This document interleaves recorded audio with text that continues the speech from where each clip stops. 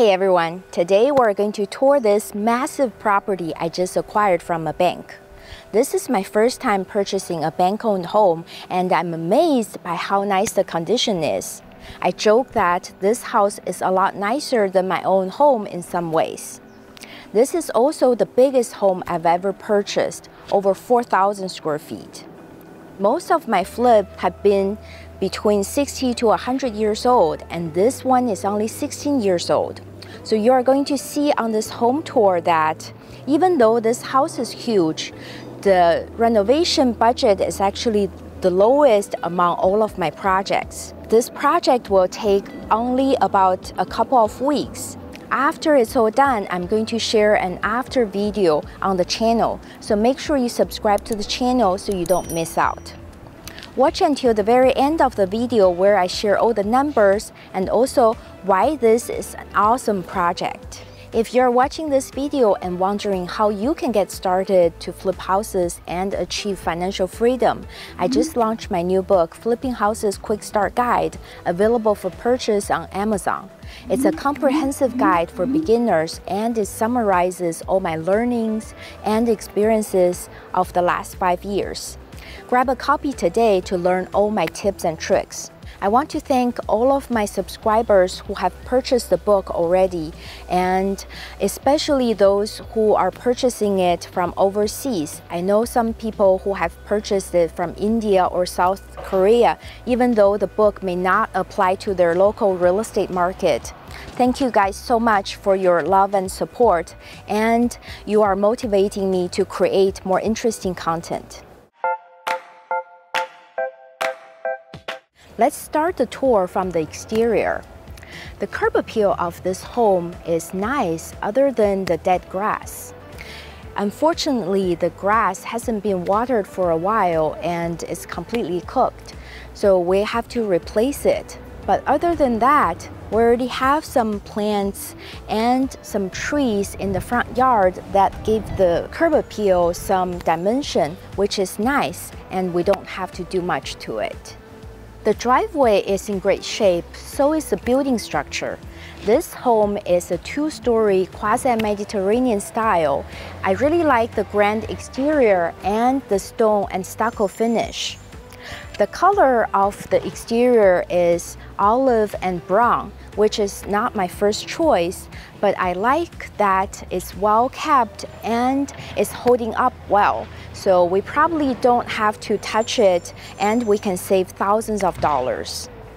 This home has 2 garages with 3 cars total. It's super appealing to a car person, but even if you don't like cars, it means a ton of storage.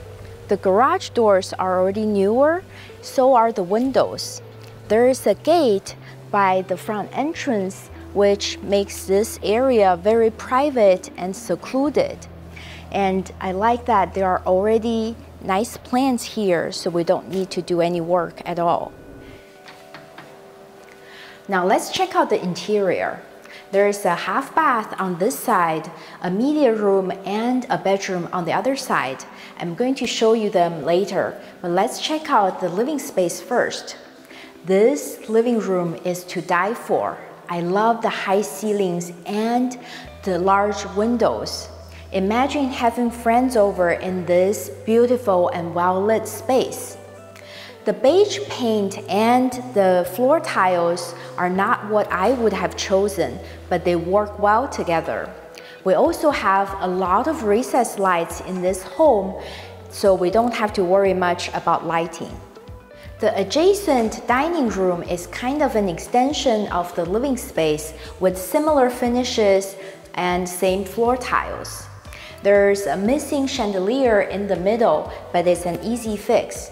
We're also going to paint over these nooks and use some staging items to make it interesting.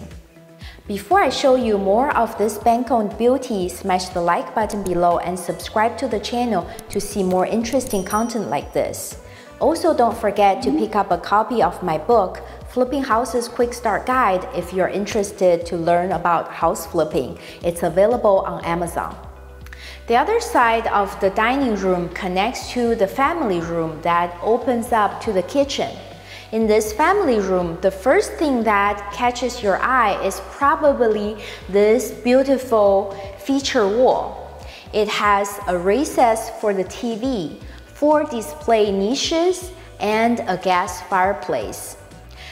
It uses 3D tiles to decorate, and it has a subwoofer that's hidden in this niche. There are also 5 in-ceiling speakers, and these details are very well thought out. This kitchen is so beautiful and high-end. It features 2-toned cabinets, marble countertops, and built-in thermal appliances. I especially love this island with marble waterfall countertops. It's just stunning. There are some details in this kitchen that you may have missed, but I really appreciate. For example, the wine racks on this side, the in-cabinet and under-cabinet lighting, the different countertops on the main kitchen, and the island. The super thick bonus on the island. Usually bonus is between 1 to 2 inches, but there are 4-inch bonus here that screams luxury. I wish I did this for my own kitchen. Even the back of this island is covered in marble. For the most part, we're going to leave this kitchen alone because it's already nicer than what I would have done. But there are some repairs that are needed. For example, there's a big hole in the ceiling here that has exposed wires that needs to be patched. And for some reason, the freezer door is missing. We already ordered replacement parts, and hopefully we can put it all together without having to replace this whole fridge. It cost $7,000. It's unusual to have a pantry in the Bay Area, but this house has 2 pantries. On this side, there's a microwave, a lot of cabinetry, and a secondary sink. On the other side, there's even additional storage for foods and other kitchen items. And this door leads to the 2-car garage. The garage is really nice because it's all finished and it has a lot of cabinets. It's weird that there's a hood and a fridge cabinet here. We may have to remove these 2, but the rest of the storage would be very functional. To the right of the entrance is the media room that I mentioned earlier. It's painted red with some patterns, some trim, and a stage. We're going to repaint it a neutral color, remove the trim and the stage so the next owner can use this room for other functions they desire. At the end of this hallway, we have the only bedroom on this ground level. It's finished almost exactly the same way I would have done it, with recessed lights, mirror closet door, laminate floors, and an ensuite bathroom. This ensuite bathroom is the only space in this house that actually needs work. We need to install all the finishes and the fixtures. We have to put in the tiles in the shower and also tile the floors.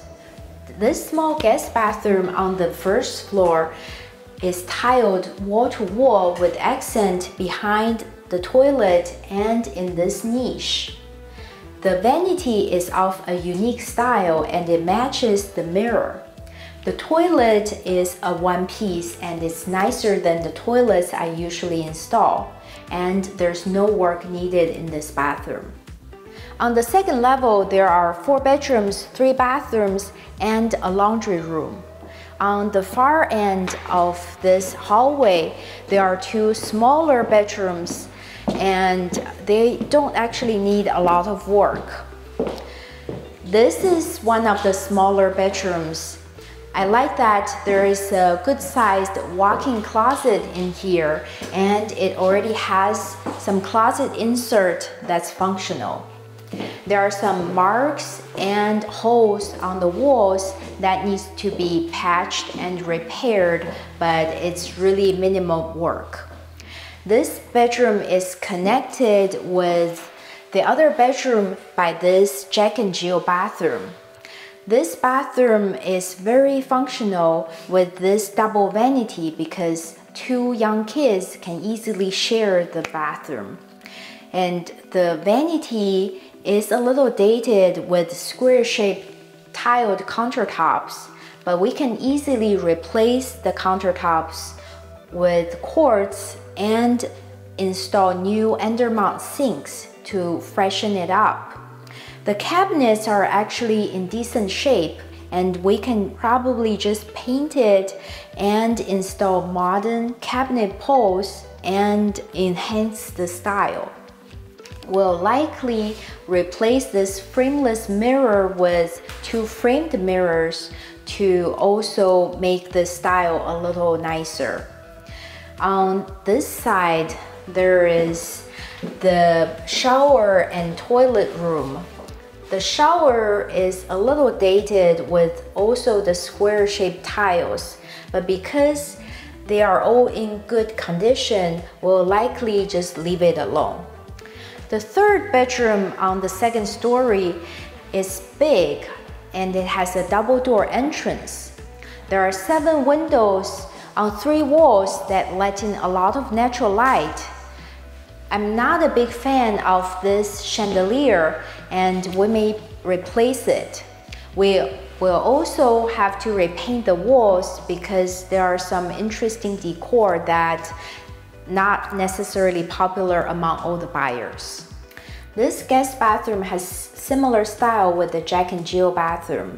It can use a quick refresher with quartz countertops and other modern fixtures. It's nice to have this laundry room upstairs because all the bedrooms are upstairs. The laundry room is also huge with lots of cabinets. The cabinets are a little older, but we can simply replace the poles to update the style. This master bedroom is huge. There is a feature wall in the middle with a recess for the TV and a gas fireplace. I'm probably going to replace this ugly chandelier with a ceiling fan that's more functional. And we're going to paint all the walls to get rid of the ugly patterns. On this side of the bedroom, there are his and hers walk-in closets that are super appealing but very unusual in the Bay Area. At the end, there is a large master ensuite that's unfortunately a little dated. We're going to try to freshen it up with minimal work. First, we're going to replace the countertops here with quartz and undermount sinks. We're also going to install some new poles to freshen up the cabinets. I'm very inclined to replace this frameless mirror with framed mirrors, but because this space is so huge, I don't know if it's going to look better with 2 smaller mirrors, so I'm still deciding on that.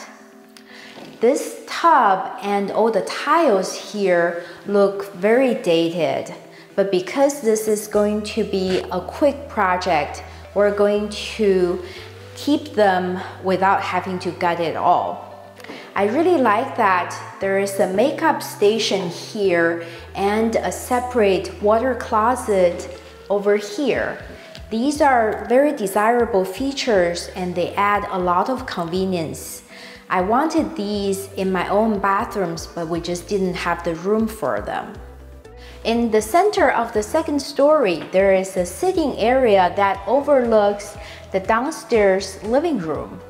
And there is also a balcony outside that overlooks the front yard and the street.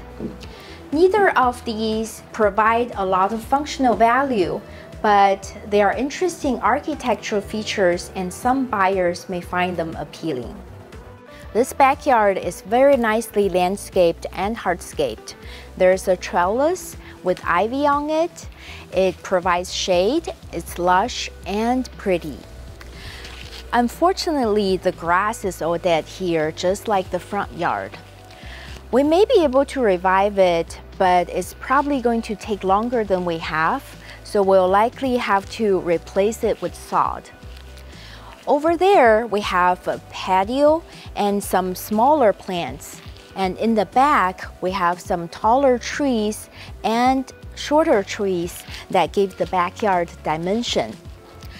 Over here, through the path, you can actually go to the swing set, which is super cute. We've jumped here and there to cover all the highlights of this massive home, and you may have felt a little disoriented room after room after room. I know I sure did. So let's take some time to do a walkthrough to see the flow and discuss the numbers.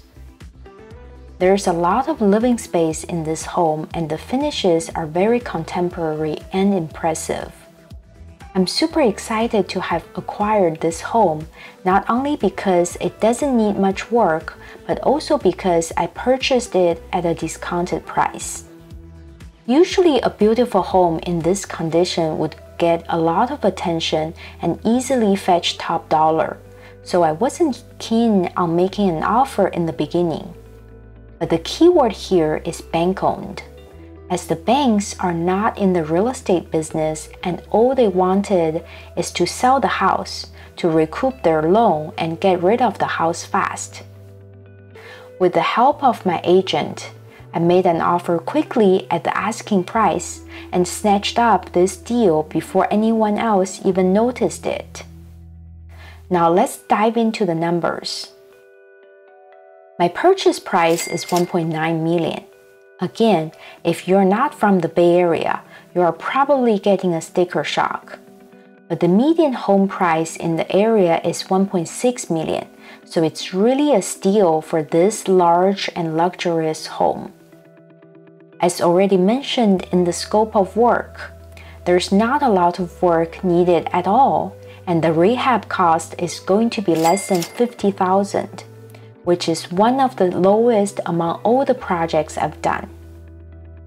The estimated after repair value is $2.3 million, and the net profit is projected at $200,000.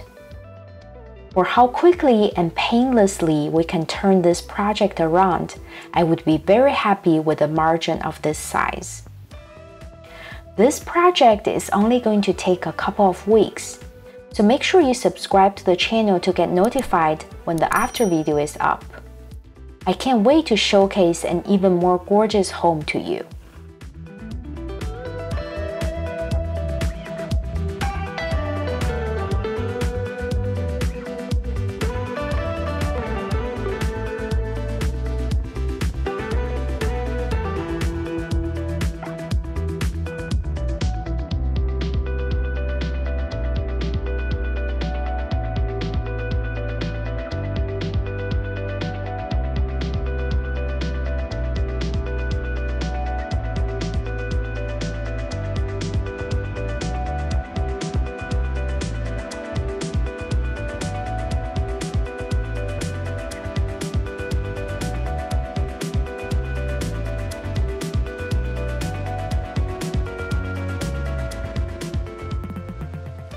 Thank you so much for joining me on this unique fixer-upper home tour. Subscribe to the channel so you get notified when the after video is available on the channel. Don't forget to pick up a copy of my book, Flipping Houses Quick Start Guide, available on Amazon. Thank you so much for watching. See you next time.